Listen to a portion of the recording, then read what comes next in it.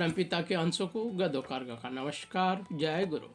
आप लोगों का फिर से मेरे दीप डाइव विद गदो चैनल में स्वागत है। आज मैं मेरा 11th एपिसोड को लेकर आया हूँ। अब की बार हाउ टू गेट ब्लेसिंग्स का पार्ट 3 की चर्चा को लेकर आप लोगों के समक्ष प्रस्तुत हुआ हूँ। अगर मेरा ये आलोचना आपको अच्छा और इंस्पायरिंग लगा तो लाइक, शेयर और अब तक सब्सक्राइब नहीं किए हैं तो ज़रूर सब्सक्राइब कीजिएगा। ऐसा करके परमपिता की संदेश को दुनिया में फैलाने में मेरा सहायता करके आप भी पुण्य कमाइएगा। बेल आइकन भी ज़रूर प्रेस कीजिएगा ताकि मेरे आने वाले एपिसोड आप तक सबसे पहले पहुँचे।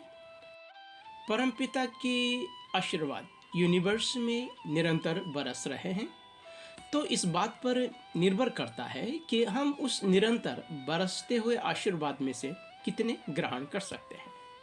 यूनिवर्स में जो कुछ भी जन्म हो रहे हैं, बच रहे हैं और बढ़ रहे हैं, यही तो परमपिता की दया है, कृपा है। आस्तिक हो या नास्तिक, हत्यारे हो या रक्षक, पापात्मा हो या पुण्यात्मा, परमपिता का आशीर्वाद हर एक पर बरस रहे हैं। हम जरा ध्यान से गौर करेंगे तो देखते हैं कि नास्तिक भी खुशहाल जिंदगी जीते हैं। कई नास्तिक लोगों की ज़िंदगी से ज़्यादा दुख तकलीफ में जीते हैं। ऐसा नहीं कि नास्तिक लोग तड़प के जी रहे हैं, वो ऐसा इसलिए कि परमपिता किसी के साथ कोई भेदभाव नहीं करता। ये बात अलग है कि हर एक इंसान की अपना अपना कर्मों के अंजाम को भोगने की समय अलग अलग है। परमपिता के लिए दुनिया में अलग अलग जितने भी धर्म वो जाति है बिल्कुल महत्वपूर्ण नहीं। परमपिता के लिए एकमात्र इंसान में इंसानियत होना ही महत्वपूर्ण है। खैर, मैं बता चुका हूँ कि आशीर्वाद दिव्य ऊर्जा की सकारात्मक तरंगे हैं जो खुश और आनंदित होने से परमात्मा या आत्मा से उत्सर्जित होते हैं। क्योंकि परमपिता आनंद स्वरूप है, सदा शांत और खुश रहते हैं, इसलिए परमात्मा से सकारात्मक दिव्य ऊर्जा की तरंगे निरंतर उत्सर्जित होते रहते हैं। जबकि इंसान अपने अपने संपूर्ण देह पर lust, pride, envy, glutton, greed, selfish, रेक्स, स्लोथ आदि की परतों से बने बेहद ही सख्त और मोटा खाल पहन रखे हैं। इसलिए परमेश्वर की दिव्य तरंगे जो यूनिवर्स में निरंतर बरस रहे हैं, वो सख्त खाल से टकराकर वापस मुड़ जाते हैं। फलस्वरूप हमारे मन के भीतर बैठे आत्मा यानी परमपिता के अंश तक परमपिता की सकारात्मक दिव्य ऊर्जा पहुंच ही नहीं पाता और इस तरह अपने स्रोत के स्पर्श से वंचित रहने के कारण हमारे आत्मा अपना शक्ति धीरे धीरे खोते रहते हैं। दूसरे शब्द में कहे तो हमारे भीतर बैठे आत्मा को चार्जिंग की सख्त जरूरत होते हैं और आत्मा की चार्ज परमात्मा से युक्त होके ही होते हैं। इसके उदाहरण को आप इस तरह देखिए कि एक छोटा बच्चा अपने माता पिता के सानिध्य पाने पर ही खुश रहते हैं, उत्फुल्ल रहते हैं, यानी अपने माता पिता के नज़दीक रहकर बच्चे की चार्जिंग होते रहते हैं। लेकिन इसके विपरीत बच्चों से माता पिता कुछ समय के लिए दूर हो जाते हैं तो बच्चा मुरझा जाता है, चेहरे की चमक गायब हो जाता है। हम सभी जानते हैं कि मधुर संगीत की ध्वनि की तरंगे हमारे शरीर के अंदरूनी अंगों को प्रभावित करके सुकून पहुंचाते हैं। वास्तव में मधुर गीत और संगीत में हीलिंग पावर होते हैं। मेरे गुरु श्री श्री ठाकुर बताते हैं कि यूनिवर्स की रचना या उत्पत्ति साउंड एनर्जी की वाइब्रेशन से ही हुई है।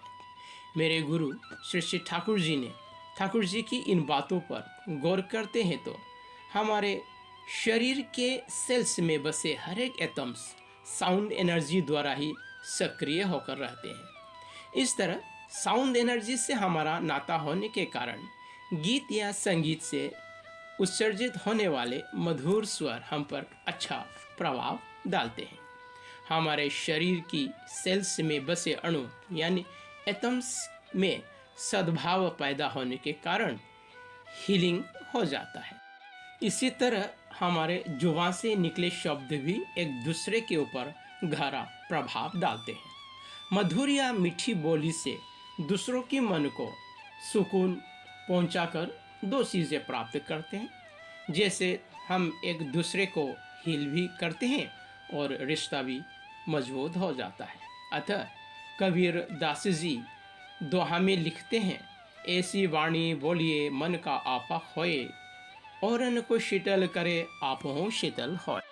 तो इसी तरह इंसान की हर एक अंग जब आनंद और खुशी की अनुभव करते हैं तो आत्मा को प्रभावित करने के कारण आत्मा से सकारात्मक दिव्य ऊर्जा उत्सर्जित होने लगता है।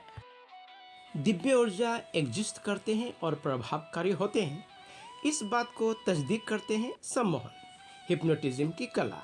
एक हिप्नोटिस्ट अपने आत्मा की ऊर्जा द्वारा तरंगे उत्सर्जित करके दूसरों की सोचने समझने की शक्ति को अपने काबू में करते हैं। कुछ लोग कहेंगे कि हिप्नोटिज्म तो दिमाग का खेल है। हाँ, मैं मानता हूँ कि हिप्नोटिज्म दिमाग का खेल है, पर इंसान तो एक रोबोट है और आत्मा इस बेजान रोबोट को ऊर्जा देने वाले दिव्य बैटरी यानी एनर्जी सप्लाई के बिना रोबोट कुछ नहीं कर सकता।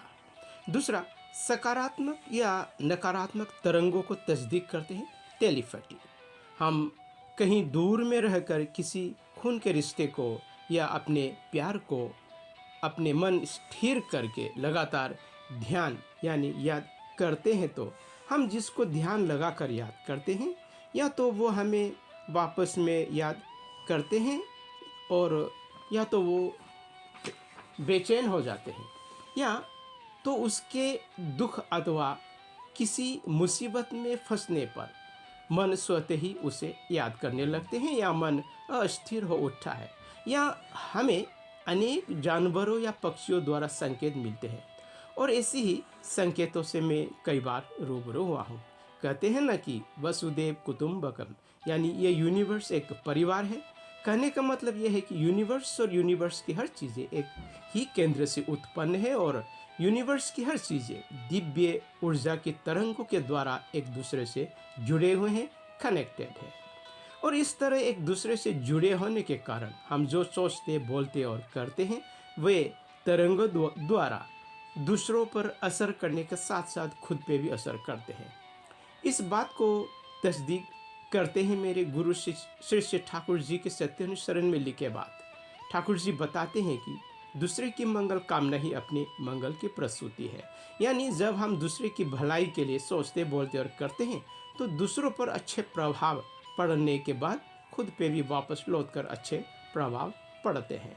मेरे गुरुजी दूसरों को अभिशाप या बद्दुआ देने से मना करते हैं, क्योंकि ऐसा करने से दूसरों पर बुरा असर पड़े न पड़े खुद पर वापस आकर जरूर पड़ते हैं। यानी हमारे प्रार्थना या बद्दुआ की तरंगे दूसरों से गुजरते हुए हम तक वापस आते हैं। इसलिए तो हमारे पूजनीय बाबाईदा हमेशा समझाते हैं कि मंगल चाहते हो तो हमेशा दूसरों की मंगल के लिए कामना करो। इन बातों से मेरे ये समझ में आ रहा है कि दुआ या बद्दुआ सभी तरंगों के रूप में उत्सर्जित होने के कारण प्रभावशाली होने के लिए किसी माध्यम की ज़रूरत होते हैं। हम दूसरों की मंगल कामना करें या शाप दें तो वो पहले सूक्ष्म तरंगों के रूप में हमसे उत्सर्जित होकर बाहर निकल आते हैं और किसी माध्यम से होकर या टकराते हुए वापस लौट आते हैं, और यही विधि का विधान है। और इन बातों को पुष्टि करते हैं Newton's third law, to every action there is an equal and opposite reaction. Reaction कहे तो वापस या उल्टा असर करना, पर वापस या उल्टा आने के लिए एक्शन की तरंगों को किसी माध्यम से टकराना ही होगा, अन्यथा एक्शन की तरंगे सीधा दिशा की ओर आगे निकल जाएगा, वापस नहीं आएगा। ऐसा ना हो इसलिए हमारे यूनिवर्स गोल है, हर चीज़ के आधार गोल है, ताकि हर एक तरंग घूमते हुए जहाँ से जिस केंद्र से उत्सर्जित हुए थे वहीं वापस लौट सके। अतः मेरे गुरु श्री ठाकुर जी ये भी बताते हैं कि भगवान किसी पे कृपा नहीं करता। तुम खुद नाम जप करके अथवा अच्छे कर्म करके अपने पर कृपा करते हो। और गुरु की इन बातों से ये तस्दीक हो जाता है कि जीवन में हर सुख दुख की जिम्मेदार इंसान खुद है, जबकि परमपिता की ब्लेसिंग्स तो सभी पर निरंतर बरस ही रहे हैं। मेरे साथ बने रहने के लिए आपको बहुत बहुत धन्यवाद। जय हिंद, जय भारत।